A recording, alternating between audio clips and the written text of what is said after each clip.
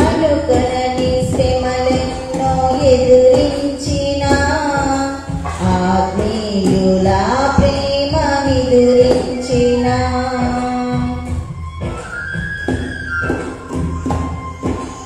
అనుకొనని శ్రమలెన్నో ఎదురించిన ఆత్మీయుల ప్రేమ నిదురించిన అసమానమైన నా దేవుని బలమైన బాహుగా నిన్ను వీడన యేసు నిలిచాడు నీ ముందు నీకు చేసేను కనువిందు యేసు నిలిచాడు నీ ముందు నీకు చేసేను కనువిందు ఉందిలే దీవెనా ఎందుకా వేదన పొందిన యాతన దేవుడే మరచునా కన్నులు జారిన కన్నీళ్ళు తడిపెను దేవుని పాదాలు ఇప్పటి నుండి నీ కళ్ళు చూచును దేవుని కార్యాలు కన్నుల జారిన కన్నీళ్ళు తడిపెను దేవుని పాదాలు ఇప్పటి నుండి నీ కళ్ళు చూచును దేవుని కార్యాలు ఉందిలే దీవెనా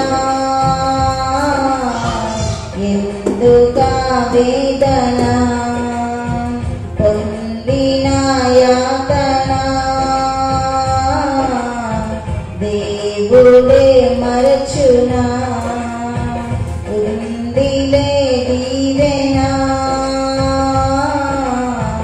ఎందుకా వేదన పొందిన యాతన దేవుడే మరచునా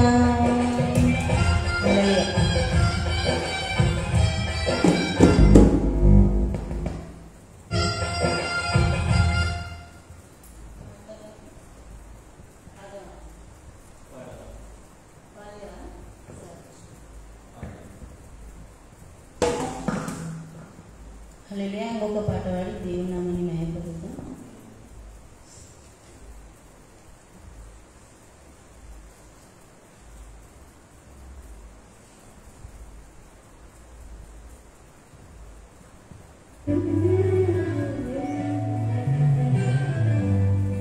ప్రైజ్ ది లార్డ్. హల్లెలూయా.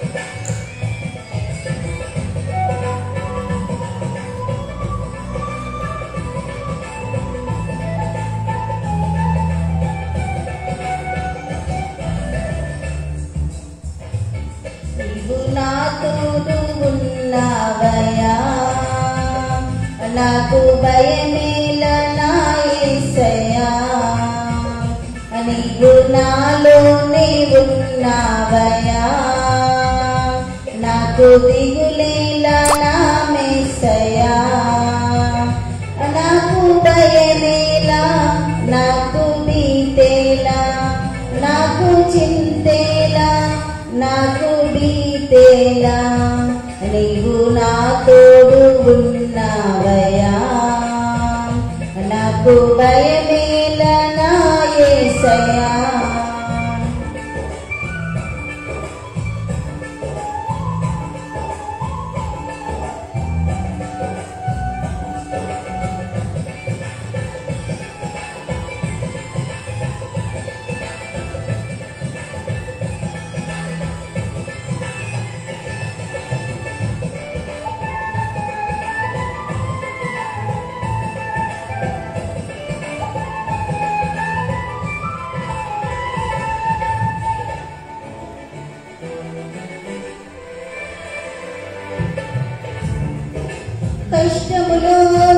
కష్టములో నా తోడు ఉన్నావు, వేదనలో ఆ వేదనలో నా చింత ఉన్నావు.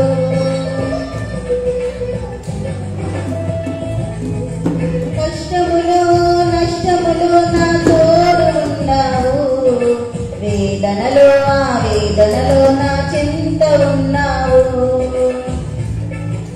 అడిగిన వారికి ఇచ్చేవాడవు, వెతికిన వారికి దొరికేవాడవు. అడిగిన వారికి ఇచ్చేవాడవు, వెతికిన వారికి దొరికేవాడు. తట్టిన వారికి తలుపులు తెరిచిన దేవుడవు, తట్టిన వారికి తలుపులు తెరిచిన దేవుడవు. దేవా దేవా నీకి స్తోత్రం, దేవా దేవా నీకి స్తోత్రం, దేవా దేవా నీకి స్తోత్రం, దేవా దేవా నీకి స్తోత్రం.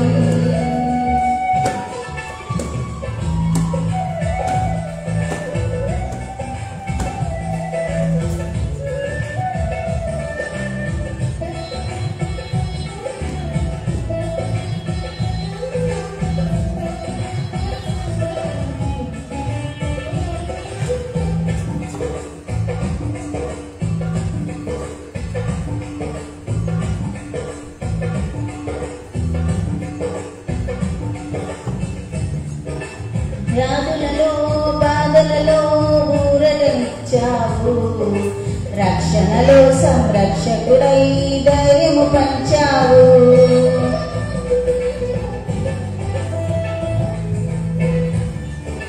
వ్యాధులలో బాధలలో ఊరటనిచ్చావు, రక్షణలో సంరక్షకుడై ధైర్యము పంచావు.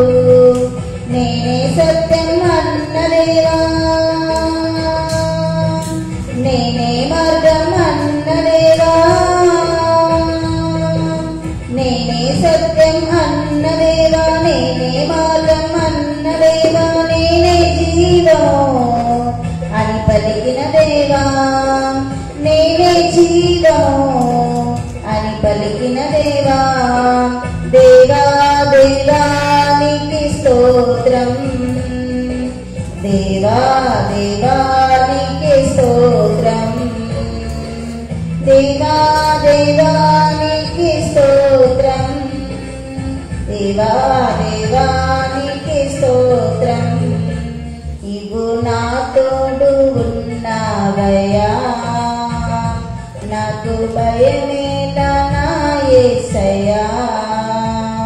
నీవు నాలోనే ఉన్నావయ్యా, నాకు భయమేలా నా యేసయ్యా. హల్లెలూయా.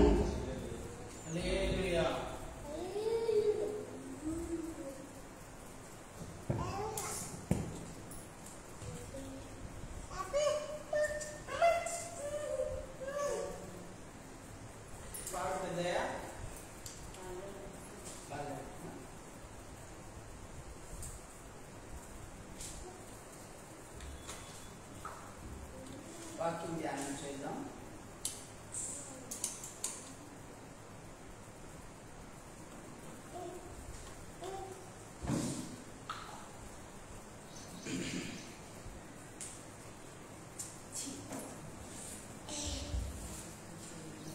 ప్రార్థన చేసుకుందాం. ప్రేమ నమ్మకం కలిగిన మా యేసుక్రీస్తు ప్రభువా, మీకు స్తోత్రం నాయన. ఈరోజు శుక్రవారం ఉపవాస ప్రార్థనకు చేరువచ్చిన శిఖామణి గారిని బట్టి, ఫిలిప్ను బట్టి, శేఖరన్ని బట్టి, నయోమిని పిల్లలను మీ దాసుని నన్ను బట్టి మీకు స్తోత్రములు చెల్లిస్తున్నా.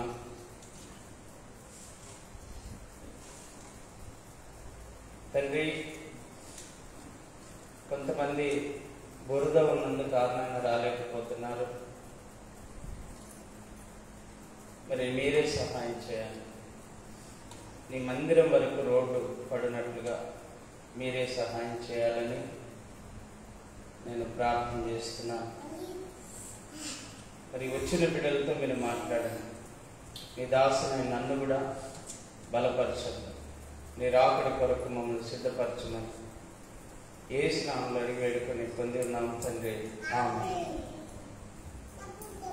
దేవుని యొక్క వాక్యాన్ని కొద్ది నిమిషాలు మనం ధ్యానం చేద్దాం.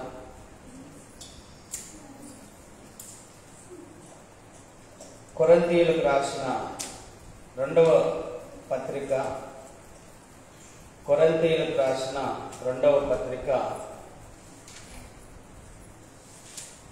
8వ అధ్యాయము 9వ వచనం. కొరింథీయులకు రాసిన పత్రిక 8వ అధ్యాయం 9వ వచనం, పేజీ నంబరు 163, కొత్త నిబంధన, పేజీ నంబర్ 163. మీరు మన ప్రభువైన యేసుక్రీస్తు కృపను ఎరుగుదురు కదా. ఆయన ధనవంతుడయ్యుండి మీరు తన దారిద్ర్యం వలన ధనవంతులు కావాలనని మీ నిమిత్తము దరిద్రుడాయను. మళ్ళా చదువుతున్నాను, బాగా వినండి. మీరు మన ప్రభువైన యేసుక్రీస్తు కృపను మీరు ఎరుగుదురు కదా. ఆయన ధనవంతుడైంది మీరు తన దారిద్ర్యం వలన ధనవంతులు కావాలనని మీ నిమిత్తము దరిద్రుడు ఆయన. చేరువచ్చిన మీ అందరికి కూడా శుభములు, వందనాలు తెలియజేస్తూ ఉన్నాను. మరి ఈ సమయంలో దేవుని వాక్యాన్ని శ్రద్ధగా మనం ధ్యానం చేద్దాం. ఈరోజు చాలా మంది దారిద్ర్యంతో బాధపడుతున్న వాళ్ళు చాలా మంది ఉన్నారు. ఎంతో మంది తినడానికి ఆహారం లేక కూడా ఎంతో మంది బలహీనులైపోయి రోగాల పాలై చనిపోయేటువంటి పరిస్థితుల్లోకి ఈరోజు వస్తూ ఉన్నారు. ఆఫ్రికా దేశాల్లో అయితే అనేక మంది ఆకలి దప్పులతో బాధపడుతున్న దేశాలు ఉన్నాయి. మన దేశంలో కూడా, మన మధ్యన కూడా ఎంతో మంది ఆకలి దప్పులతో బాధపడుతున్నటువంటి వాళ్ళు ఎంతో మంది ఉన్నారండి. అంటే తినడానికి ఆహారం సరిగా లేక, కట్టుకోవడానికి బట్టలు సరిగా లేక, కుటుంబ అవసరాలు తీరక, పిల్లలకు స్కూల్ ఫీజులు కట్టుకోలేక, వాళ్ళ చదువు మాన్పించేయడం, లేదా గవర్నమెంట్ స్కూళ్ళల్లో చేర్పియడం, గవర్నమెంట్ స్కూల్లో ఎగ్జామ్ ఫీజు కూడా కట్టుకునేటువంటి పరిస్థితులు లేక ఎంతో మంది బాధపడుతున్నారు. దారిద్ర్యం అనేది మనిషిని వెంటాడుతూ ఉంది. అది ఎంతో బాధకరమైనటువంటి విషయం.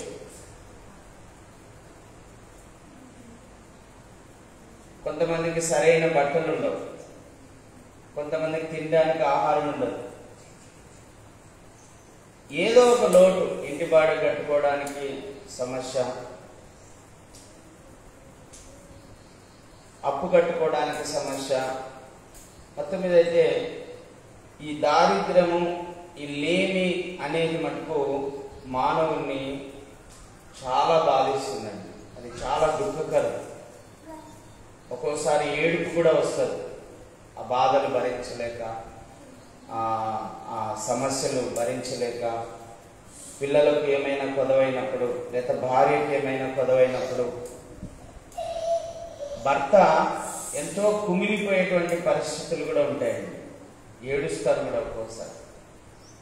ఏంటి ప్రభా మాకు ఇట్లా అయిపోయింది, ఇలాంటి పరిస్థితి వచ్చింది అని బాధపడేటువంటి పరిస్థితులు కూడా కనిపిస్తాయి. కానీ పౌలు అంటున్నాడు చూడండి ఇక్కడ, మీరు మన ప్రభు అయిన యేసుక్రీస్తు కృపను మీరు ఎరుగుదురు కదా. యేసుక్రీస్తు కృపలు, మన ప్రభువైన యేసుక్రీస్తు కృపలు మీరు ఎరుగుదురు కదా అంటున్నాడు. మనకు తెలుసు అన్నట్టుగానే మాట్లాడుతూ ఉన్నాడు ఆయన. ఏంటంట అది కృప? యేసుక్రీస్తు కృప ఏంటంట? ఆయన ధనవంతుడైండి మీరు తన దారిద్ర్యము వలన ధనవంతులు కావాలనని మీ నిమిత్తము దరిద్రుడు ఆయను. ఎవరు ధనవంతులు కావాలని? మనము ధనవంతులం కావాలని యేసుక్రీస్తు ప్రభువారు దారిద్ర్యతను అనుభవించాడటండి. శ్రీమంతుడగు దేవుడు, అక్షయుడగు దేవుడు, సర్వ సృష్టికర్త అయిన దేవుడు భూమిని, ఆకాశమును, అందులో ఉన్న సమస్తమును సృష్టించిన దేవుడు సముద్రములను, నదులను, అడవులను, ఎడారులను, పక్షులను, జంతువులను, పురుగులను, సూక్ష్మ జీవులను సృష్టించిన దేవుడు, మానవుని మట్టితో రూపించి జీవాత్మను ఊది బ్రతికించిన దేవుడు, సృష్టికర్త అయిన దేవుడు, సర్వవ్యాప్తి అయినటువంటి దేవుడు, సర్వ సృష్టికర్త అయిన దేవుడు, శ్రీమంతుడగు దేవుడు, అక్షయుడగు దేవుడు మన కోసము దారిద్ర్యతను అనుభవించాడండి. ఈ విషయం తెలుసా మీకు అని అడుగుతున్నాడు. ఇక్కడున్న మీకు తెలుసా? మీకోసం ధనవంతుడగు దేవుడు, శ్రీమంతుడగు దేవుడు దారిద్ర్యతను అనుభవించాడు. అవునండి. యేసుక్రీస్తు ప్రభువారు ఈ భూమికి రిక్తునిగా వచ్చాడని రాయబడిందండి. రిక్తునిగా. చూడండి, బైబిల్ పరిశుద్ధ గ్రంథంలో మనము కొన్ని మాటలు ధ్యానం చేద్దాం. ఫిలిప్పీలకు రాసిన పత్రిక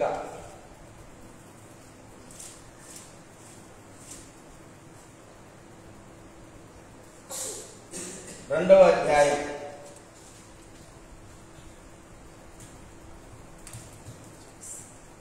5వ వచనం. క్రీస్తు యేసును కలిగిన ఈ మనస్సు మీరును కలిగి ఉండుడి.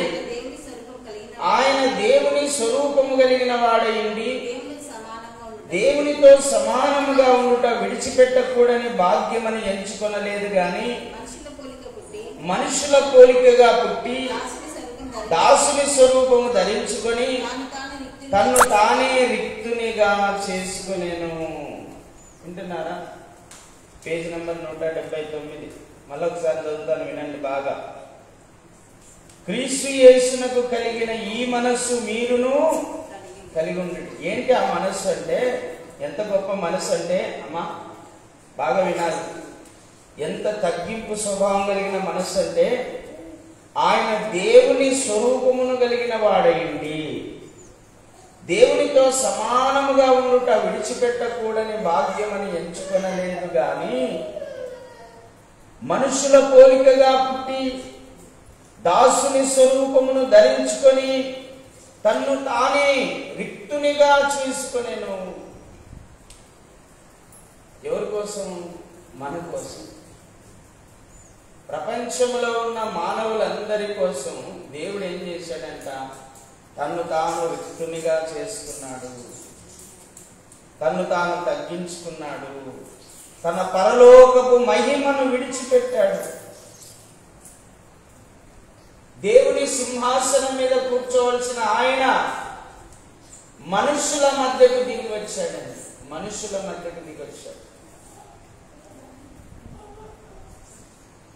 ఎందుకు? మానవుడు నశించిపోతున్నాడు, మానవుడు పాపంలో కూరుకొని పోతున్నాడు. పాపంలో కూరుకొని పోయిన మానవుని లేవనెత్తాలి, నశించిపోతున్నటువంటి మానవుని వెదకి రక్షించాలి అని ఆయన పరలోకమును విడిచి, తన మహిమను విడిచి, సింహాసనమును విడిచిపెట్టి, ఆ దైవ మహిమను విడిచిపెట్టి, ఆ పరలోకపు సైన్య సమూహమును విడిచిపెట్టి ఆ పరివారమును విడిచిపెట్టి, ఆ దేవదూతల పరివారమును విడిచిపెట్టి మన కోసము రిక్తునిగా ఈ భూమికి వచ్చాడు. రిక్తునిగా, ఏమీ లేని వానిగా. ఎక్కడ జన్మించాడు? పశువుల పాకలో. అంటే మరియమ్మ ప్రసవం అప్పుడు ఎవరు ఇంట్లో చేర్చుకోలేదు. ఏసేపు అడిగారంట, అమ్మ మీ ఇంట్లో చేర్చుకోండి, మీ ఇంట్లో చేర్చుకోండి, మీ ఇంట్లో చేర్చుకోండి అని అడిగితే ఎవ్వరు కూడా మా ఇంట్లో కొద్దు, మా ఇంట్లో కొద్దు, మా ఇంట్లో కొద్దు, మా ఇంట్లో కొద్దు. చివరకు గ్రామాల్లో సత్రాలు ఉంటాయి. ఆ సత్రంలో కానుపై ఆ పిల్లోని పడుకోబెట్టడానికి స్థలం లేకపోతే పక్కనే పశువుల పాకలో ఉన్న పశువుల తొట్టిలో పరుండబెట్టారని. చూడండి, ఏమీ లేని వాడిగా, దరిద్రునిగా, రిక్తునిగా, నిస్సహాయకునిగా. ఎవరు సహాయం చేయలేదండి ప్రభు ఈ లోకానికి వచ్చినప్పుడు. మరియమ్మను ఇంట చేర్చుకోలేదు, యేసేపును ఇంట చేర్చుకోలేదు. పుట్టిన పసిబాలుడైన యేసుక్రీస్తు ప్రభువును కూడా ఎవరు ఇంట చేర్చుకోలేదండి. పశువులు చేర్చుకున్నాయండి. పశువులకు ఒకవేళ నోరుంటే అవి కూడా వద్దేనేమో మనకు తెలియదు, కానీ పశువులు మూగజీవులు కనుక అవి చేర్చుకున్నాయండి. ప్రభునందు ప్రియులారా, మనుషుని పోలికగా పుట్టి, అసలు మానవ జన్మను ఎవడైనా ఇష్టపడతాడా? ఎవడు ఇష్టపడ్డాడు? కానీ యేసు ప్రభు మానవుల కోసం దేవుడే నరరూపమును దాల్చాల్సిన అవసరం వచ్చింది. ఎందుకంటే నరావతారంలో వచ్చిన పాపాన్ని పోగొట్టడానికి ఆయన నరావతారిగా ఈ భూమికి రావాల్సి వచ్చింది. నరావతారిగా ఈ భూమికి రావాల్సి వచ్చింది. రిక్తునిగా, నరునిగా రావడం ఒకటి, ఆయన తగ్గించుకున్న విధానం చూడండి. నరునిగా రావడం ఒకటి. రెండవది, దాసుని స్వరూపము ధరించుకోవడం. ఏమన్నా రాజుగా పుట్టాడా? రాజుల ఇంట్లో పుట్టినాడా? ఏమన్నా రాజుగా ఉండడానికి పుట్టాడా? కాదండి. దాసుని స్వరూపం, దాసుని స్వరూపం ధరించుకున్నాడు. యేసు ప్రభు వారు తన 12 మంది శిష్యుల పాదాలు కడిగాడు. యేసు ప్రభు నడుముకు టువాల కట్టుకొని యేసు ప్రభు శిష్యుల పాదాలు కడుగుతూ ఉన్నప్పుడు ఒక శిష్యుడు అన్నాడు, అయ్యా ప్రభువా, నేను నీ చేత పాదాలు కడిగించుకోవడానికి అర్హుడను కాను, కడగొద్దు అంటాడు. ఎవరు? పేతురు. అంటే ప్రభు అన్నాడు, ఒకవేళ ఇప్పుడు నువ్వు నీ పాదాలు కడిగించుకోకపోతే నువ్వు నాకు పాత్రుడవు అని. పాదాలు కడిగాడండి. చూడండి, ఒక మాట అక్కడ నేను చదివి వినిపిస్తాను మీకు. యోహాను సువార్తలో 13వ అధ్యాయంలో ఒక మాట చదువుతాను. నేను బాగా శ్రద్ధగా మీరు ఆలోచించండి.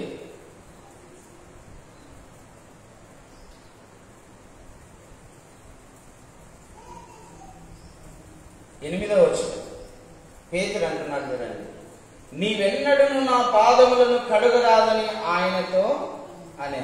అందుకు యేసు, నేను నిన్ను కడగని ఎడల నాతో మీకు పాలు లేదని. సీమోను పేతురు, ప్రభువా, నా పాదములు మాత్రమే కాక నా చేతులు, నా తల కూడా కడుగుమని ఆయనతో చెప్పాడు. యేసు అతనిని చూచి, స్నానం చేసిన వాడు పాదములు తప్ప మరి ఏమీ కడుక్కొననక్కరలేదు, అతడు కేవలం పవిత్రుడయ్యను. మీరును పవిత్రులు, కానీ మీలో అందరూ పవిత్రులు కాదని యూదాను గురించి చెప్పాడు. తను అప్పగించు వానిని ఎరిగను గనుక మీలో అందరూ పవిత్రులు కారని ఆయన చెప్పాడు. వారి పాదములు కడిగిన తన పై వస్త్రమును వేసుకొనిన తర్వాత ఆయన మరలా కూర్చుండి, నేను మీకు చేసిన పని మీకు తెలిసినదా అంటున్నాను. ఏం చేశాడండి? 12 మంది శిష్యుల పాదాలు కడిగి. ఏం చేశాడు ఆయన? నేను చేసినది మీకు తెలిసిందా అని అడుగుతున్నాడు. అడిగితే వాళ్ళు ఏం జవాబు ఇలా, బోధకుడనియు ప్రభు అని మీరు నన్ను పిలుచుచున్నారు. నేను బోధకుడును ప్రభువును గనక మీరు ఇట్లు పిలుచుట ఏమని పిలుస్తున్నారు? యేసుప్రభును బోధకుడా, ప్రభువా అని పిలుస్తూ ఉన్నారు కదా. అవును, నిజమే, ఆయన మంచి బోధకుడు, ఆయన ప్రభు అయినాడు కనుక పిలుచుట న్యాయమే. కాబట్టి ప్రభువును బోధకుడనైన నేను, వింటున్నారా?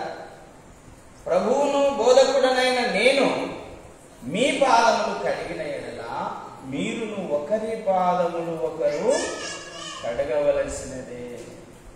నేను మీకు చేసిన ప్రకారము మీరును చేయవలనని మీకు మాదిరిగా ఇలాగూ చేస్తుంది. దాసుడు తన యజమానుని కంటే గొప్పవాడు కాడు, పంపబడిన వాడు తన్ను పంపిన వాని కంటే గొప్పవాడు కాడని మీతో నిశ్చయముగా చెప్పుచున్నాను. ఈ సంగతులు మీరు ఎరుగుదురు గనక వీటిని చేసిన ఎడల మీరు ధన్యులగు. మిమ్మల్ని అందరిని గురించి నేను చెప్పటలేదు, నేను ఏర్పరచుకొనిన వారిని ఎరుగుదును గాని నాతో కూడా భోజనం చేయువాడు నాకు విరోధముగా తన మడిమినెత్తును. చూడండి, ప్రభునంద్రిలారు బాగా గమనించండి. ప్రభువును బోధకుడును నైనా నేను మీ పాదములు కలిగిన ఎడల మీరును ఒకరి పాదములు ఒకరు కడుక్కునవలసిందే. అంటే ఆయన దాసునిగా ఉన్నాడా, యజమానిగా ఉన్నాడా? ఇప్పుడు దాసుని స్వరూపం ధరించుకున్నాడండి. యజమానిగా రాలేదు, రాజుగా రాలేదు, పెత్తనం చలాయించడానికి రాలేదు. ఆయన మనందరికీ పరిచారం చేయడానికి వచ్చాడండి. ప్రభు అదే అంటాడు, నేను పరిచారం చేయించుకోవడానికి రాలేదు, చేయడానికి నేను వచ్చాను.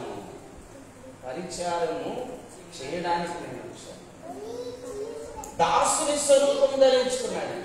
అందుకే మన అభిషిక్తుని సంఘాల్లో కూడా ఒకరి పాదములు ఒకరు కడుక్కోవాల్సినటువంటి అవసరం ఉంది. అలాంటి పాదశుద్ధి కార్యక్రమాలు ఎన్నోసార్లు మన సంఘంలో జరిగించడం కూడా జరిగింది. ఒకసారి ఇలాగ పాదశుద్ధి కార్యక్రమం పెట్టినప్పుడు ఒక ఆయన వచ్చాడు. ఆయనకు తెలియదంట ఇలాంటి కార్యక్రమం ఉంటుందని. వచ్చినాడు, ఆయన పాదములు నేను కడిగాను. నా పాదాలు ఆయన కడిగినప్పుడు ఆయన అన్నాడు, ఏం చెప్పాడంటే, నాలో ఉన్న అహంకారం అంతా పోయింది అన్నాడు. నాలో ఉన్న అహంకారం అంతా పోయింది. ఒక్కసారి మనం కంపేర్ చేసుకుంటాం తెలుసా? ఆయన కంటే నాకే చదువు ఎక్కువ, ఆయన కంటే నాకే ఇండ్లు ఎక్కువ ఉన్నాయి, ఆయన కంటే నాకే పొలం ఎక్కువ ఉంది, ఆయన కంటే నేనే గొప్ప అని అనుకుంటుంటాం. అలా అనుకునేవాడంట ఆయన. పాదశుద్ధి కంటే నేనే గొప్పవాడిని అని అనుకునేవాడంట. ఎప్పుడైతే ఆ పాదాలు కడిగినాడో, నేను ఆయన పాదాలు కడిగినానో, అప్పుడు అనిపించిందంట దేవుడు గొప్పవాడని. హల్లెలూయా. ఎందుకంటే సృష్టికర్త అయిన దేవుడే నరావతారిగా ఈ భూమి మీదకి వచ్చి మనుషుల పాదాలు కలిగాడు. మీరు కూడా ఒకరి పాదములు ఒకరు కడుక్కోండి అని నేర్పించాడు. దాని వలన ఏంటి మనకు కలిగే లాభం ఏంటంటే, మనలో ఉన్న అహంకారం అనేది తొలగిపోతుంది. శిష్యుల్లో కూడా అహంకారం ఉంది. నేను గొప్ప, యేసుప్రభు పక్కన నేనే కూర్చోవాలా, యేసుప్రభు పక్కన నేనే కూర్చోవాలా అని మాట్లాడుకునేవాళ్ళు.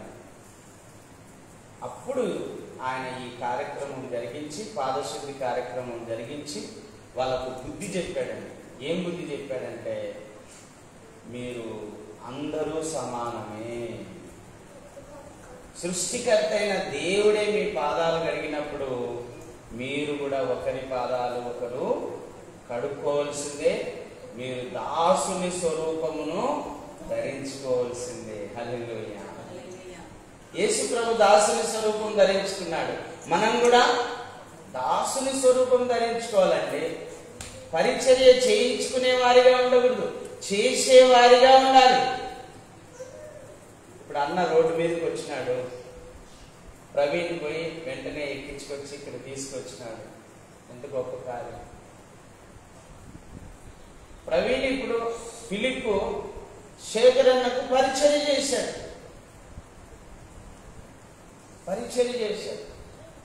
అందుకే వాక్యంలో రాయబడింది, పరిచర్య చేయించుకునే వారికన్నా చేసే వాళ్ళే గొప్పవారు అని రాయబడింది. Praise the lord. హల్లెలూయా.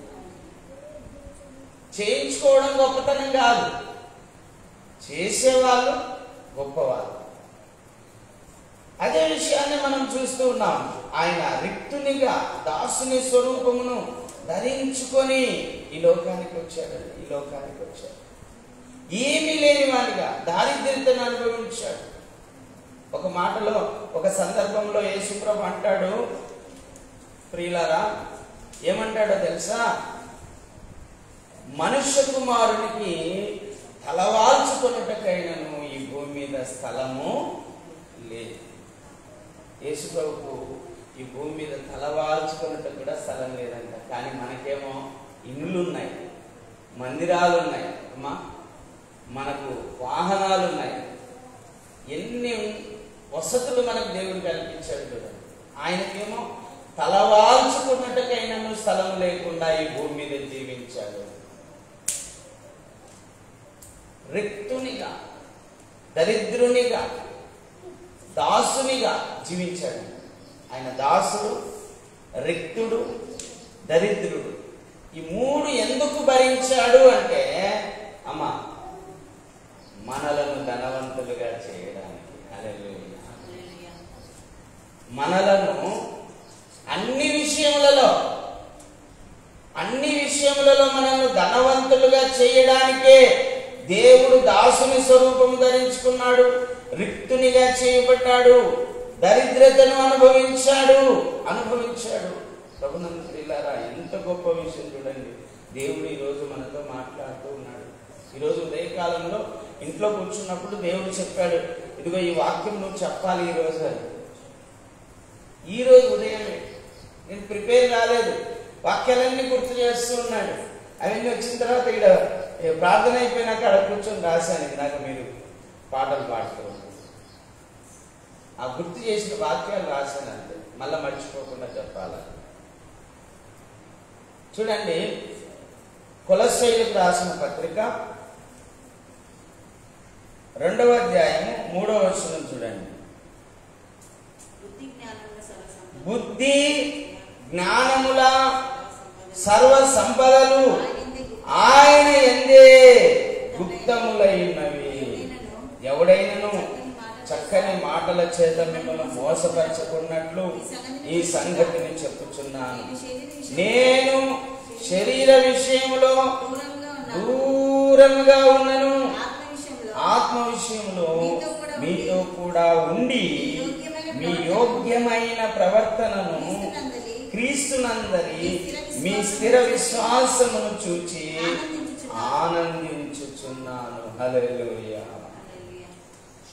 బుద్ధి జ్ఞాన సర్వ సంపదలు కలిగినటువంటి దేవుడు,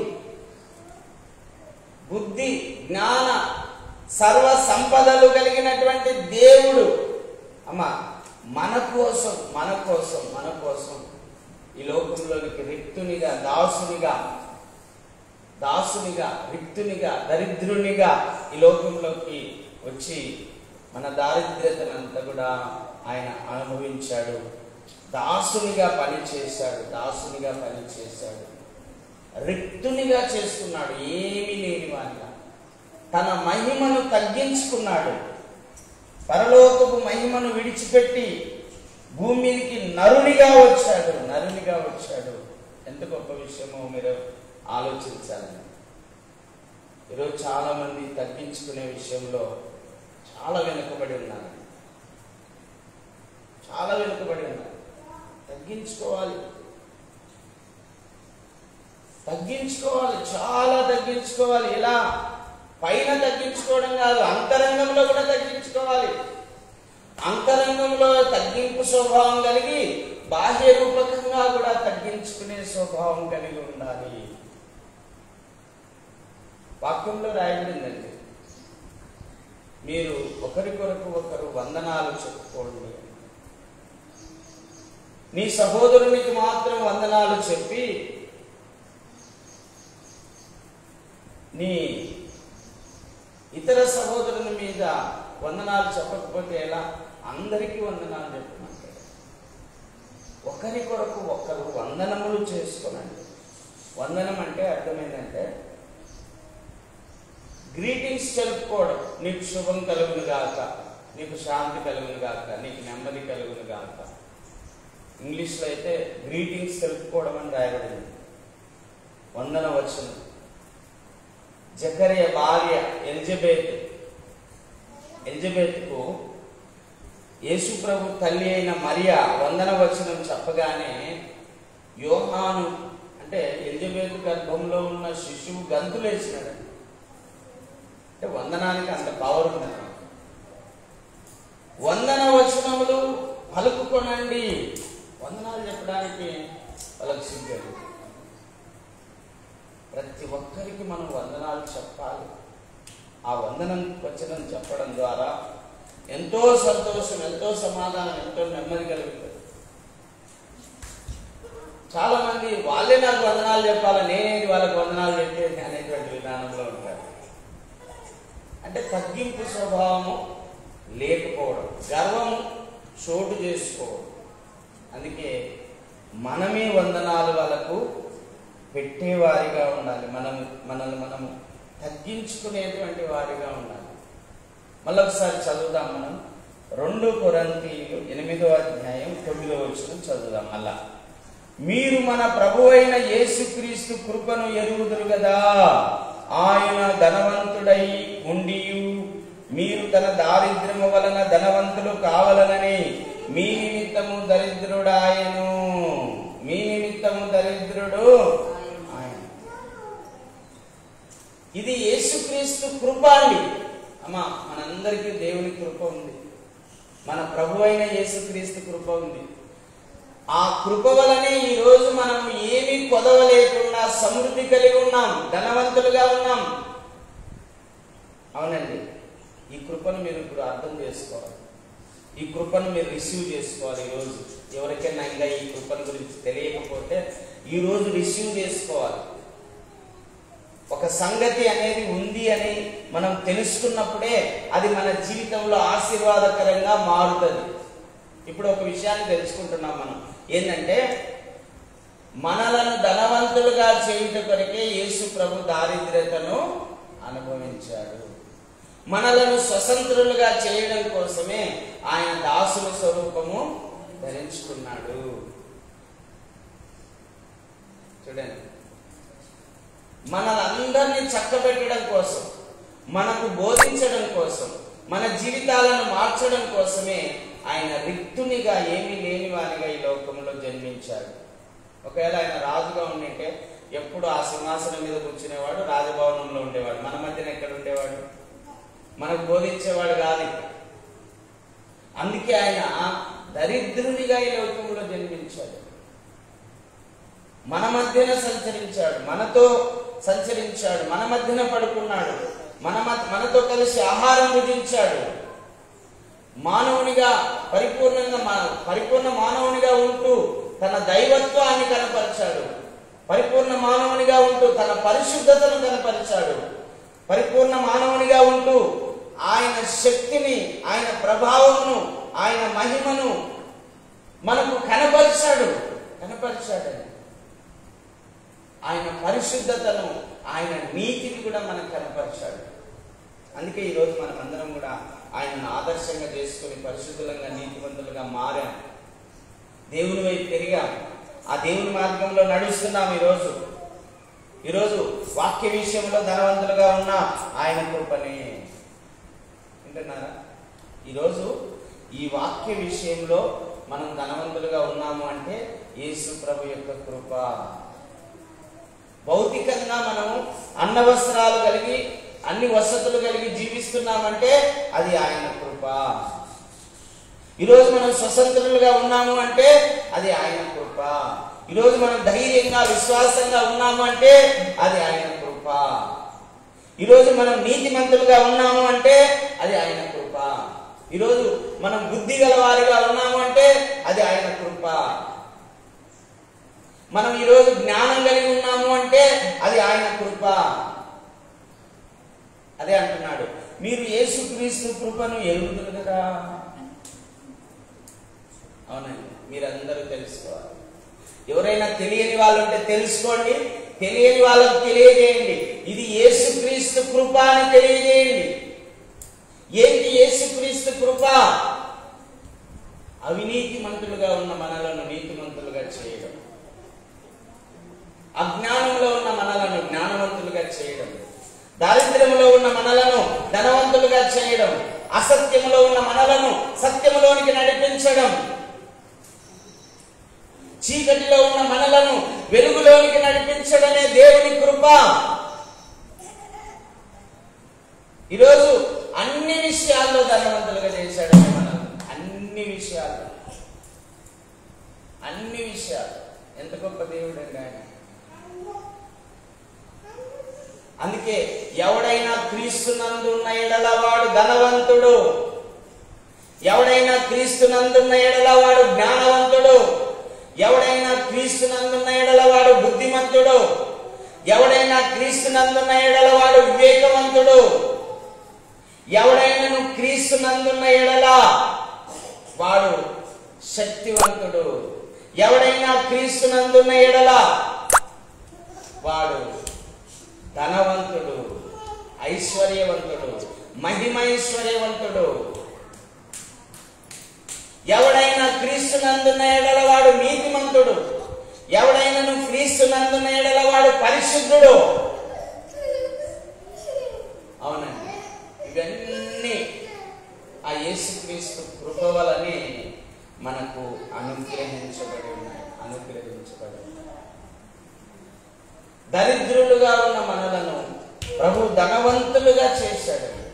ఎట్లా అంటే మన దారిద్ర్యతను తాను అనుభవించి, మన దరిద్రత అంతా కూడా తను తీసుకొని మనల్ని ధనవంతులుగా చేశాడు.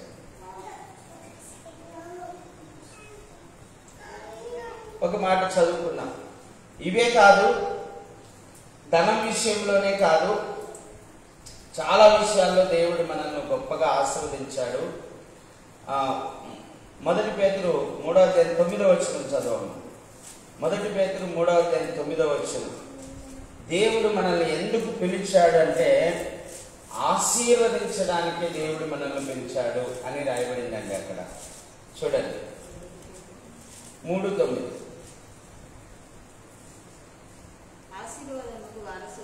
ఆశీర్వాదమునకు, బాగా వినాలమ్మా, ఆశీర్వాదమునకు వారసులగుటకే మీరు పిలువబడితిరి గనక కీడుకు ప్రతి కీడును దూషణకు ప్రతి దూషణయు చేయక ఏమ్మా దీవించుడి. హల్లెలూయా. చూడండి, ఆశీర్వదించడానికే దేవుడు మనల్ని పిలిచాడు, మనల్ని బ్లెస్ చేశాడండి. ఈరోజు మనం ఎప్పుడైతే యేసు ప్రభు అని దేవుడని రక్షకుడని నమ్మి బాప్తిసం పొందామో మనం ఇప్పుడు బ్లెస్ అయిపోయినాం. మనం అందరం బ్లెస్డ్ పీపుల్, అంటే ఆశీర్వదించబడినటువంటి జనాంగము. మనం ఆశీర్వదించబడిన జనాంగం అండి. ఏ విధంగా ఆశీర్వదించబడ్డామో తెలుసా? యేసుక్రీస్తు ప్రభువారు మన దారిద్ర్యతను అనుభవించడం వలన మనలను ధనవంతులుగా చేశారు. ఇంకో విషయం చూద్దాం, రెండో విషయం చూద్దాం. 8:17 మత్తయి 8:17 మత్తయి 8:17 16 నుంచి చదువుతాం. సాయంకాలమైనప్పుడు జనులు దయ్యములు పట్టిన అనేకులను ఆయన యొద్దకు తీసుకొని వచ్చిరి. ఆయన మాట వలన దయ్యములను వెళ్ళగొట్టి రోగుల నెల్లను స్వస్థపరిచెను. అందువలన ఆయనే మన బలహీనతలను వహించుకొని మన రోగములను భరించెనని ప్రవక్త అయిన యెషయా ద్వారా చెప్పబడినది నెరవేరెను. హల్లెలూయా.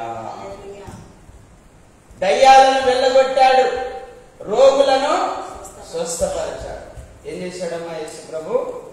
దయ్యాలను వెళ్ళగొట్టాడు, రోగులను స్వస్థపరిచాడు. ఇక్కడ ఏమంటున్నాడు ప్రవక్త? దేవుని ఆత్మ ద్వారా దేవుడు ఏం చెప్తున్నాడు ఇక్కడ చూడండి. ప్రవక్త ఏం చెప్తున్నాడు? యెషయా ప్రవక్త, నిశ్చయముగా మన బలహీనతలను ఆయన వహించుకున్నాడు, మన రోగములను వహించుకున్నాడు, మన బలహీనతలను వహించుకున్నాడు. అంటే నిశ్చయముగా మన రోగమును ఆయన భరించి మనలను ఆరోగ్యవంతులుగా చేశాడు. హల్లెలూయా. రోగాన్ని యేసు ప్రభు భరించాడు, మనకు ఆరోగ్యం ఇచ్చాడు. అవునండి. చాలా మంది దగ్గరికి వెళ్ళి అడగండి, యేసు ప్రభు నమ్మినాక నాకు ఆరోగ్యం బాగైందని. యేసు ప్రభు నమ్మిన తర్వాత నాకు 2 కొత్త కిడ్నీలు దేవుడే ఇచ్చాడన్నా, యేసు ప్రభు నమ్మినాక కొత్త లంగ్స్ కూడా నాకు ఇచ్చాడన్నా అని చెప్పిన సాక్ష్యాలు కోట్లున్నాయండి, కోట్లున్నాయి సాక్ష్యాలు. అంటే ఆర్గాన్స్ కూడా దేవుడు రెన్యూ చేసి వాళ్ళని బాగు చేశాడు.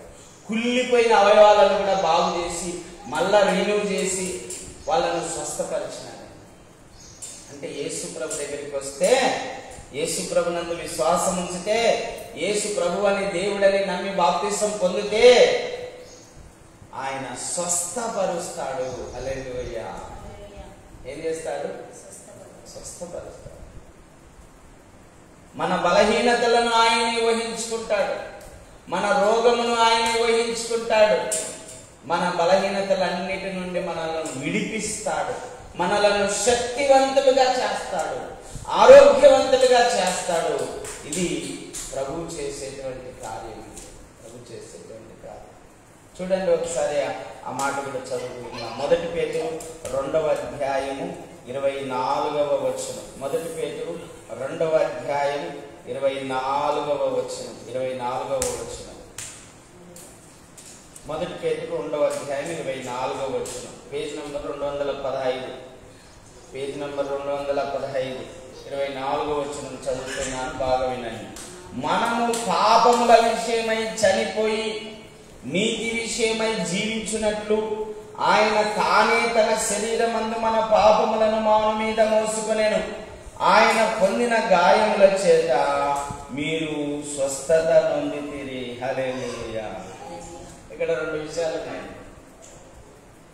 మొదట ఏం చూసాము? మన దారిద్ర్యతను ఆయన అనుభవించి మనల్ని ధనవంతులుగా చేశాడని చూసాం. రెండవ విషయం ఏం చూసాము? మన బలహీనతలను, మన రోగములను ఆయన భరించి మనకు ఆరోగ్యం ఇచ్చి మనల్ని బలవంతులుగా చేసినాడు. బలహీనతలు అంటే మనకు చాలా బలహీనతలు ఉంటాయండి.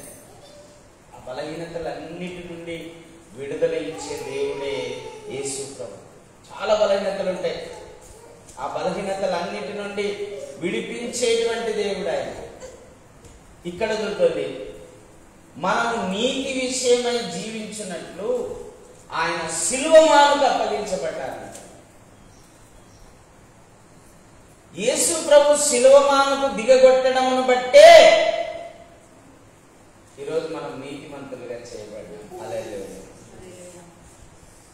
అంటే మన పాప శిక్షను ఆయన భరించడం ద్వారా మన పాపములన్నీ కొట్టివేయబడి మన పాప శిక్ష అంతా కూడా తొలగిపోయి మన పాపములన్నీ కూడా క్షమించబడి మనము నీతిమంతులుగా చేయబడుతున్నాము.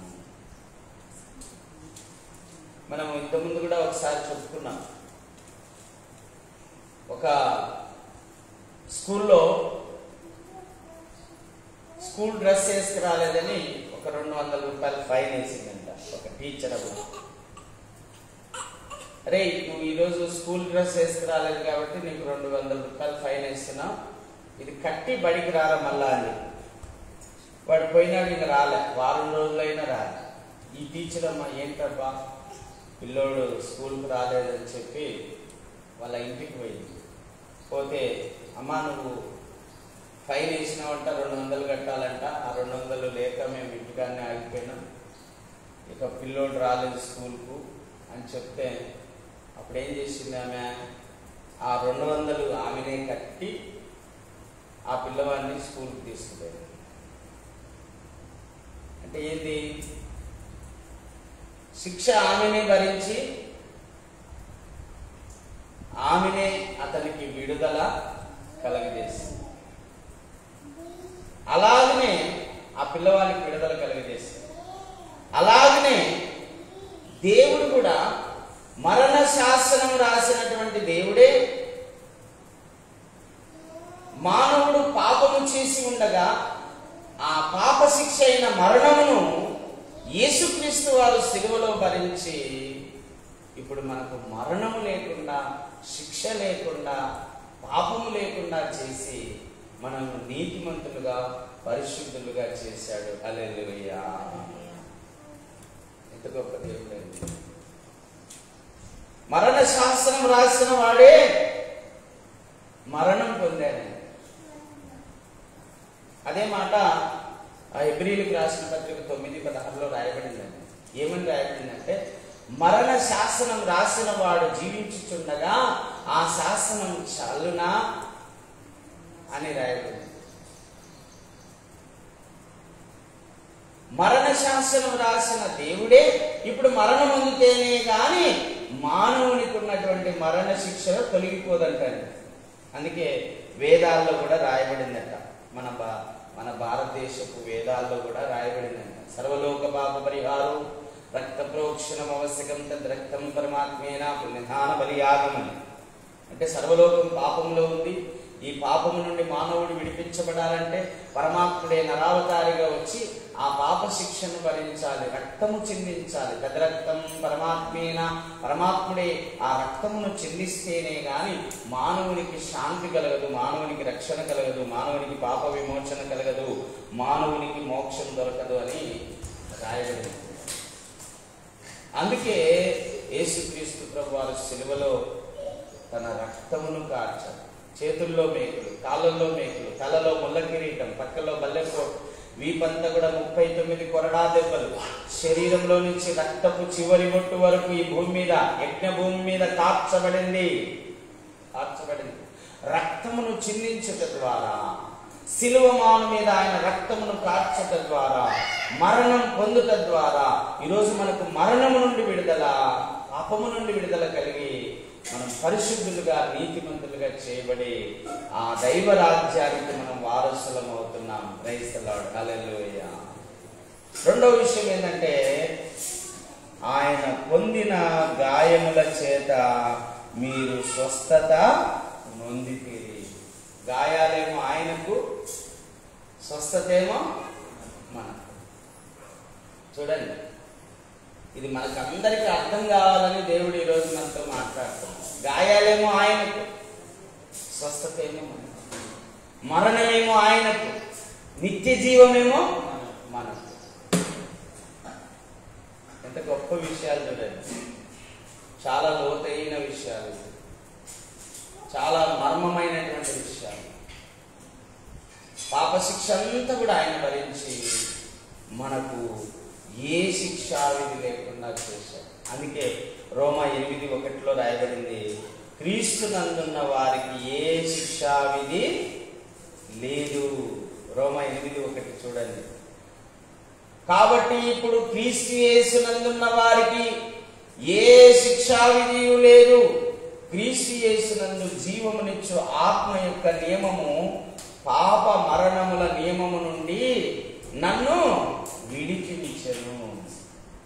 పాప మరణ నియమము నుండి నన్ను విడిపించెను.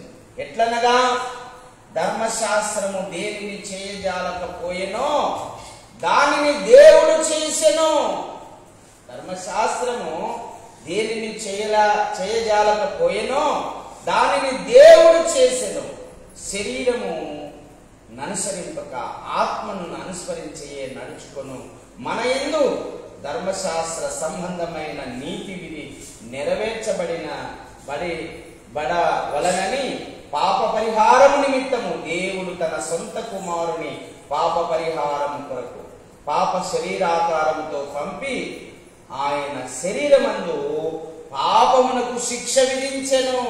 పాపమునకు శిక్ష విధించెను అంటే ఇప్పుడు మన పాప శిక్షనంతా కూడా ఆయన భరించి, అమ్మా వింటున్నారా, మన పాప శిక్షనంతా కూడా భరించి ఇప్పుడు మనకు ఏ శిక్షా విధి లేకుండా చేశాడు. ఏ శిక్షా విధి లేకుండా. ఎంత గొప్ప దేవుడు. క్రీస్తునందున్న వారికి ఏ శిక్షా విధి లేదు. దరిద్రము లేదు, రోగము లేదు, గాయాలు లేవు, నరకము లేదు. వింటున్నారా? ఎన్ని చూడండి, ఇవన్నింటి మన ప్రభువే తప్పించాడు మనల్ని. మీరు నమ్మాలి. మీరు ఈరోజు ఏది నమ్మితే అది మీ జీవితంలో నెరవేరుతుంది. యేసు ప్రభు నా కోసం గాయాలు పొందాడు కాబట్టి నాకు స్వస్థత ఉంది అని నువ్వు నమ్మితే చాలు, నీకు స్వస్థత కలుగుతుంది. యేసు ప్రభు నా దారిద్ర్యమును అనుభవించాడు అని నువ్వు నమ్మితే చాలు, నువ్వు ధనవంతునిగా ఉంటావు. నీకు దరిద్రం ఉండదా? దరిద్రం ఉండదు. యేసు ప్రభు నిశ్చయంగా నా రోగమును భరించాడు అని నువ్వు నమ్మితే చాలు, నీకు ఆరోగ్యమే ఉంటుంది కానీ ఇంకా రోగము ఉండదు. యేసు ప్రభు నా పాపముల కొరకు రక్తమును కార్చాడు అని నువ్వు నమ్మితే చాలు, ఇక పాప శిక్ష నీలో ఉండదు. నీకు ఏ శిక్ష విధి ఉండదో. నువ్వు నీతిమంతునిగా చేయబడతావు. పాప మరణ నియమము నుండి ఆ రక్తము నిన్ను విడిపిస్తుంది. పాప మరణ నియమము నుండి ఆ రక్తము, ఏ రక్తం? యేసు రక్తము నిన్ను విడిపిస్తుంది, విడిపిస్తుంది, విడిపిస్తుంది. ఒక మాట చదువుకుందాం. చాలా చక్కని మాటలండి ఇవి, విలువైనటువంటి మాటలు. యోహాను రాసిన మొదటి పత్రిక 1వ అధ్యాయము 7వ వచనం నుంచి నేను చదువుతాను. బాగా శ్రద్ధగా మీరు ఆలకించండి. అయితే ఆయన వెలుగులో ఉన్న ప్రకారం మనము వెలుగులో నడిచిన యెడల మనము అన్యోన్య సహవాసం గలవారమైందుము. అప్పుడు ఆయన కుమారుడైన యేసు రక్తము ప్రతి పాపము నుండి మనల్ని పవిత్రులుగా చేయును. మనము పాపము లేని వారమని చెప్పుకొని యెడల మనల్ని మనమే మోసపుచ్చుకుందుము. మరియు మనలో సత్యం ఉండదు. మన పాపములను మనం ఒప్పుకొని యెడల ఆయన నమ్మదగిన వాడు, నీతిమంతుడు గనుక ఆయన మన పాపములను క్షమించి సమస్త దుర్నీతి నుండి మనల్ని పవిత్రులుగా చేయును. మనము పాపము చేయలేదని చెప్పుకొని యెడల ఆయనను అబద్ధికునిగా చేయగలవారమగుదుము. ఆయన వాక్యము మనలో ఉండదు. ఎంత స్పష్టంగా రాశాడండి అమ్మా. యేసు రక్తము మనలను పవిత్రులుగా చేస్తుంది. యేసుతో మనం సహవాసం చేస్తే మనం నీతిమంతులుగా చేయబడతాము. యేసుతో మనం సహవాసం చేస్తే, ఆయన వెలుగులో నడవాలని ఇష్టపడితే మనం కూడా వెలుగు సంబంధులం అవుతాము. మనం కూడా నీతిమంతులం అవుతాము. ఆయన రక్తంలో మనం కడగబడితే మనం కూడా పరిశుద్ధులము, నీతిమంతులము, పవిత్రులము అవుతాము. చూడండి, ఒక్క బలియాగము వలన, ఒక్క పాప పరిహారార్థ బలి వలన, యాజకుడు అదే అంటాడు. ఏమంటాడంటే ప్రధాన యాజకుడు, అనేకుల కొరకు ఒకడు చనిపోవటం మేలు అంటాడండి. ఆ సంవత్సరం అనేకమైన గొర్రెల కోసం ఒక గొర్రె చనిపోవడం మేలు. ఆ ఒక్క గొర్రె చనిపోతే ఈ గొర్రెలన్నీ బతుకుతాయి. మనం చూస్తుంటాం గొర్రెలు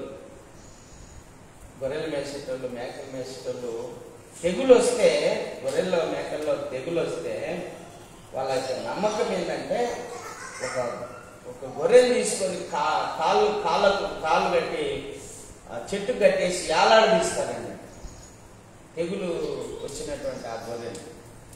అంటే ఆ ఒక్కటి చనిపోతే ఇవన్నీ బతుకుతాయని వాళ్ళ నమ్మకం అన్నమాట. అట్లా సర్వమానవాళి చేసిన పాపముల కొరకు పరమాత్ముడే నరావతారిగా వచ్చి మన కోసం శిలువలో ఆయన మరణిస్తే రక్త రక్తమును కారుస్తే, గాయాలు పొందితే, దరిద్రం అనుభవిస్తే, రోగమును భరిస్తే మనకు స్వస్థత, ఆరోగ్యము, ధనము, ఐశ్వర్యము, ఆరోగ్యము, మా నీతిమంతులుగా తీర్చబడే విధానము, పవిత్రులుగా చేయబడేటువంటి విధానము, ఆ పరలోకానికి వారసులయ్యేటువంటి గొప్ప వరము పొందుకుంటామని ఆయనే నరావతారిగా, రిక్తునిగా, దాసుని స్వరూపం ధరించుకొని వచ్చి ఒక గొర్రె పిల్లగా సిలువలో ఆయన వధించబడ్డాడు. హల్లెలూయా. సిలువలో ఆయన వధించబడ్డాడు. అందును బట్టే ఈరోజు మనందరికీ రక్షణ వచ్చింది. హల్లెలూయా. నేను ఆ విషయాన్ని ఎప్పుడైతే విశ్వసించానో నాకు రక్షణ వచ్చింది. ఎప్పుడైతే నువ్వు విశ్వసించావో నీకు రక్షణ వచ్చింది. ఎవరైతే ఈ మాటలు విశ్వసిస్తున్నారో వాళ్ళకు వెంటనే రక్షణ కలుగుతుంది. పాపం, మరణ నియమము నుండి వాళ్ళు విడుదల పొందుతారు. వాళ్ళు నీతిమంతులుగా చేయబడతారు. వాళ్ళు పవిత్రులుగా చేయబడతారు. వాళ్ళు వెలుగు సంబంధులుగా చేయబడతారు. వాళ్ళు ఆరోగ్యాన్ని పొందుకుంటారు. వాళ్ళు ధనవంతులు అవుతారు. వాళ్ళు ఐశ్వర్యవంతులు అవుతారు. వాళ్ళు మహిమైశ్వర్యంతో నింపబడతారు. వాళ్ళు స్వస్థత పొందుతారు. వాళ్ళు నీతిమంతులు అవుతారు. ఎన్ని వరాలండి. నేను అక్కడ ఫోటోలు చూడండి, అక్కడ ఎన్ని వరాలు ఉన్నాయి. ఒక్క శిలువ మరణం ద్వారా ఎన్ని వచ్చాయి తెలుసా మనకు?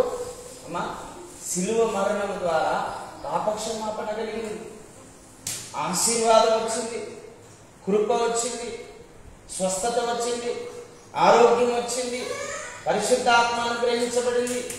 ఒక్క శిలువ యాగం ద్వారా ప్రభు యొక్క శరీరం భుజించే వరం దొరికింది మనకు. ఒక్క శిలువ యాగం ద్వారా ఆయన రక్తంలో పానం చేసేటువంటి, ఆయన రక్తమును పానం చేసేటువంటి వరం దొరికింది మనకి. ఇప్పుడు చూడండి, ఆయన శరీరం దొరికింది, ఆయన రక్తం దొరికింది, ఆయన ఆత్మ, శిలువలో అర్పించిన ఆత్మ మనకు అనుగ్రహించబడింది. ఎన్ని లాభాలండి! ఆయన శరీరం, ఆయన రక్తం, ఆయన కృప, ఆయన ఆశీర్వాదం, ఆయన ఇచ్చే స్వస్థత, ఆయన ద్వారా పాపక్షమాపణ, ఆయన ద్వారా పరిశుద్ధత, ఆయన ద్వారా నీతిమంతులుగా తీర్చబడ్డం, ఆయన ద్వారానే ఆ పరలోక రాజ్యానికి వారసులంగా చేయబడ్డాం. ఎన్ని వరాలండి! అంటే ప్రపంచంలో ఉన్న మానవులందరి కొరకు పరమాత్ముడు నరావతారిగా వచ్చి చనిపోవడం వలన ఈరోజు ప్రపంచంలో ఉన్న మనుషులందరికీ రక్షణ పొందే అవకాశము ప్రభు కలగజేశాడు. రక్షణ సిద్ధంగా ఉంది. ఇప్పుడు పొందేదే ఆలస్యం అండి. మానవుడు రక్షణ సిద్ధంగా ఉంది, పొందేదే ఆలస్యం. రక్షణ ఎట్లా సిద్ధపరిచాడు? యేసు ప్రభు యొక్క శిలువ యాగం ద్వారా మానవునికి రక్షణ సిద్ధపరిచినాడు. ఇప్పుడు దాన్ని పొందుకోవాలి. ఇప్పుడు నేను వచ్చాను, యేసు ప్రభు అని దేవుడని నమ్మాను. ఇదిగో నా పాపముల కోసమే ఆయన చనిపోయాడని, నా దారిద్ర్యమును అనుభవించాడని, నా రోగమును ఆయన భరించాడని, నా కోసమే రక్తము చిందించాడని నేను నమ్మాను. నాకు రక్షణ వచ్చింది. రక్షణ సిద్ధంగా ఉంది. అయితే నమ్మే వాళ్ళు కావాలి. హల్లెలూయా. అందుకే సేవకులు ఏం చెప్తుంటారంటే, లోకంలో కనిపించిన వాళ్ళందరికీ, అయ్యా యేసు ప్రభు నమ్ముకో, నీకు రక్షణ వస్తుంది. యేసు ప్రభు నమ్ముకో, నీ పాపాలు క్షమించబడతాయి, నువ్వు పరలోకానికి వారసులు అవుతావు అని చెప్తారు. అవును, రక్షణ సిద్ధంగా ఉంది, కానీ రక్షించబడేవారు లేరు. రెండు కుక్కలు కొట్లాడుతూ బావిలో పడినాయి. రెండు కుక్కలు కొట్లాడుతూ బావిలో పడినాయి. బావిలో పడితే చూడండి, ఆ దారిలో పోయేటాయన ఒక ఆయన చూసి ఒక మిచ్చెన తెచ్చి లోపలికి పెట్టినాడంట, ఎక్కిరమ్మని. ఈయన ఆ బావిలోకి మిచ్చెన పెట్టగానే ఒకటెక్కి వచ్చేసింది, టక ఎక్కి వచ్చేసింది. ఇక రెండవ కుక్క మాత్రం ఎక్కి రాకున్నది. ఎందుకు ఎక్కి రాకున్నదంటే, ఇది పెట్టే కొద్దీ అది పక్కకు పోతుంది. ఏదో ఇది నన్ను పొడుస్తున్నాడేమో, లేకపోతే నన్ను చంపుతున్నాడేమో అన్నట్టు. అది ఎంతసేపు పెట్టినా ఎక్కి రావాలి. ఈయన చూసి చూసి ఈయనకు పని ఉంటుంది కదా, ఆ మిచ్చర తీసేసి వెళ్ళిపోయాడు. అది ఈత కొట్టి కొట్టి కొట్టి కొట్టి కొద్ది రోజులకు చచ్చిపోయింది. ఇప్పుడు ఈ కుక్క రక్షణ ఉండి చచ్చిపోయిందా, రక్షణ లేక చచ్చిపోయిందా? ఈ రోజు మన చుట్టూ ఉన్న ప్రజలు కూడా రక్షణ ఉండి కూడా పాతాళానికి దిగిపోతున్నారు, దాన్ని అంగీకరించకుండా.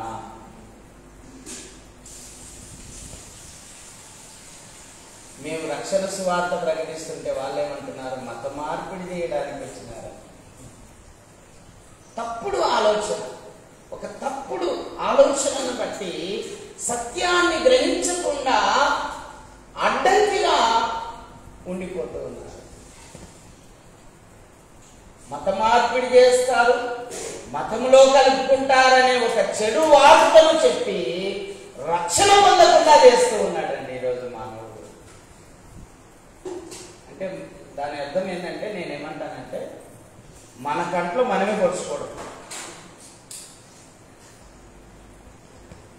ఈరోజు యేసుక్రీస్తు సువార్త ఎందుకు ఊరూరా వీధి వీధిలో ప్రకటిస్తున్నారంటే, అయ్యా మేము నిజమైన దేవుణ్ణి తెలుసుకున్నాము, ఆ నిజమైన దేవుని ద్వారా మేము పాపక్షమాపణ పొందాము, ఆ నిజమైన దేవుని ద్వారా మా పాప భారమంతా తొలగిపోయింది, ఆ నిజమైన దేవుని ద్వారా మేము ఆనందిస్తున్నాం, సంతోషిస్తున్నాం, నెమ్మది పొంది ఉన్నాం, ఆ నిజమైన దేవుని మీరు కూడా తెలుసుకొని రక్షణ పొందండి, పరలోక రాజ్యానికి వారసులు కండి అని చెప్తూ ఉంటే వాళ్ళు సింపుల్ గా కొట్టేస్తున్నారండి. సింపుల్ గా మత మార్పిడి చేయడానికి వస్తారు మీ ఊర్లోకి, వాళ్ళని వెళ్ళగొట్టండి అంటున్నారు.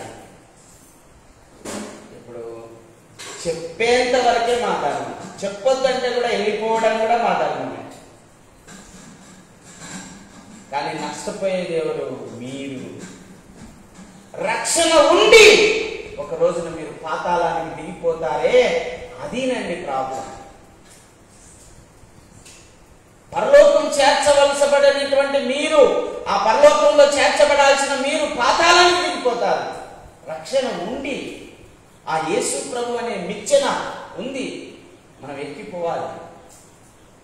యేసు ప్రభు అనే నిచ్చెన భూమి నుండి పరలోకానికి వేయబడింది, ఆ నిచ్చెన మీద మనం ఎక్కిపోవాలండి. ఆ నిచ్చెన మీద మనం ఎక్కిపోయినప్పుడు మనకు రక్షణ దొరుకుతుంది. హల్లెలూయా. యేసయ్య నామమునకే మహిమ కలుగును గాక. దేవుని మాటలు మన వీటిల్లో దీవించును గాక. అందరం ప్రార్థన చేసుకున్నాం. కళ్ళు మూసుకునండి, ప్రార్థన చేసుకున్నాం. ఇంతవరకు దేవుని వాక్యాన్ని విన్నాం. యేసు ప్రభు నీ కోసం ఏమేం చేశాడో విన్నాం. ఆయన ఏ విధంగా ఈ లోకంలో జన్మించాడో విన్నాం, ఏ విధంగా జీవించాడో విన్నాం. రిక్తునిగా దాసుని స్వరూపం ధరించుకొని దరిద్రునిగా జీవించాడు, నిన్ను ధనవంతునిగా చేయడం కోసం. సిలువలో తన రక్తమును కార్చాడు, నిన్ను నీతిమంతునిగా చేయడం కోసం, నిన్ను పవిత్రునిగా చేయడం కోసమే. నీవు పొందవలసిన గాయాలన్నీ కూడా ఆయన పొందాడు, నిన్ను స్వస్థపరచడం కోసమే. నీ రోగమును, నీ బలహీనతను ఆయన భరించాడు, ఎందుకంటే నిన్ను ఆరోగ్యవంతునిగా చేయడానికి, బలవంతునిగా చేయడానికే ఆయన సిలువలో ఆయన శిక్షను భరించాడు. మన బలహీనతను వహించుకున్నా, మన రోగమును భరించాడు. ప్రభునందు ప్రియుల శబ్ద తరంగాల ద్వారా వింటున్న వారు కానీ, లైవ్ ద్వారా వింటున్నటువంటి వారు కానీ, సంఘములో ఉన్నటువంటి వారు కానీ, మీకు రక్షణ కావాలనుకుంటే, స్వస్థత కావాలనుకుంటే, నువ్వు నీతిమంతునిగా చేయబడాలనుకుంటే, ఆ పరలోకంలో ప్రవేశించి దేవునితో కూడా యుగాయుగాలు ఉండాలనుకుంటే, ఇప్పుడే నీ పాపములను ఒప్పుకొని ప్రభు సన్నిధిలో నీ పాపములను ఒప్పుకొని విడిచిపెట్టు. యేసు ప్రభువా, నేను పాపిని, నా పాపములను క్షమించు. సిలువలో నా కోసం రక్తమును కార్చావు, ఆ రక్తముతో నన్ను కడిగినైనా. సిలువలో నా కోసం గాయాలు పొందావు, ఆ గాయముల ద్వారా నాకు స్వస్థత నేనైనా. సిలువలో నా కోసం నా బలహీనతలు, నా రోగములను భరించావు అయ్యా. నాకు ఆరోగ్యమును నన్ను బలవంతునిగా చేయలేదు, నాకు ఆరోగ్యమునిచ్చి బలవంతునిగా చేయలేదు. సిలువలో నీ ఆత్మను అర్పించుకున్నావు, ఆ ఆత్మను నాకు సంచకరుగా దయచేయండి. నా పాప శిక్షనంతా కూడా భరించి నాకు ఏ శిక్షావిధి లేకుండా చేశావు నైనా, నీకు స్తోత్రములు ప్రభా. ఏ శిక్షావిధి లేకుండా చేశావు, నీకు స్తోత్రం నాయన.